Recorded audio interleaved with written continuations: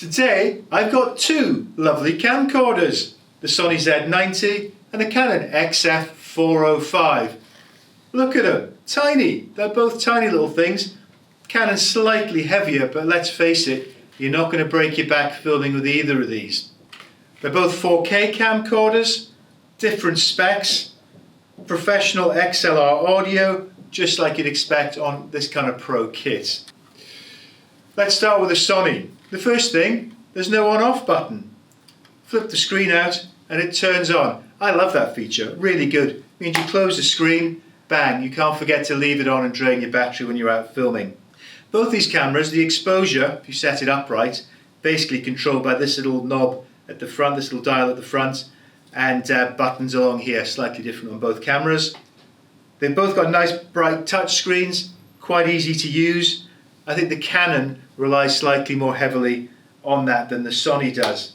What you do find, both these cameras, they've both got not that many buttons like you'd expect on a camera of this type, but actually you don't really miss it. To be honest, I found these cameras really easy to use. Okay, so let's look at the Canon, another lovely camera. All the pro features you'd expect. I particularly like the focusing here, where there's, apart from peaking, there's a little guide. It just turns green when you hit bang on to focus. Very nice feature on this camera.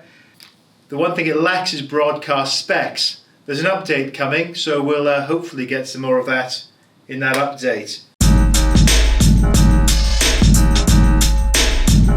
Anyway, enough of me blathering on.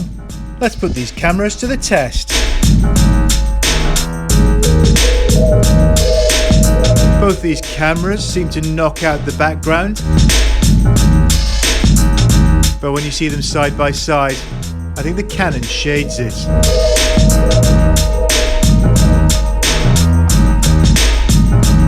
Not such an easy test, this one. I decided to keep the shutter speed and the aperture the same throughout and change the lighting. You can see 6 dB of gain, it's all pretty clean. Perhaps a tiny bit of grain creeping into the Canon at 12.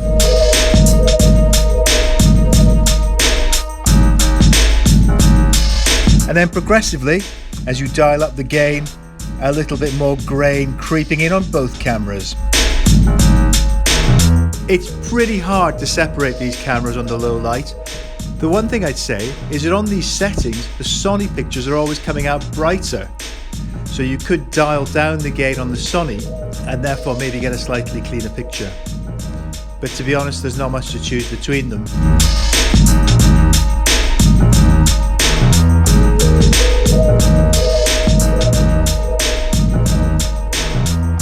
And when you get to the top of the scale, the Canon does go all the way to 39. Very grainy picture, but we are shooting practically in the dark here. So that's not bad. Okay, let's have a look at the lens. The Canon, clear winner here, far wider than the Sony. When it comes to optical zoom, the cameras are pretty well matched. Sony does manage to win if you use the clear image technology, but is that digital zoom? Not 100% sure. So there you have it, two lovely camcorders. Both nice to use, both produce nice pictures. The Canon a little bit more expensive. When you're running and gunning, you're going to have that wide angle advantage. With the Sony, maybe a little bit better in the low light if that's important to you. The Canon's a little bit more expensive, and there's a little bit of a mystery factor. We're waiting to see what comes in this upgrade. I guess at the end of the day, you pay as your money, you takes your choice. Depends what's important to you. But I hope you've enjoyed this video. Feel free to like, to share, and obviously subscribe. Thanks for watching.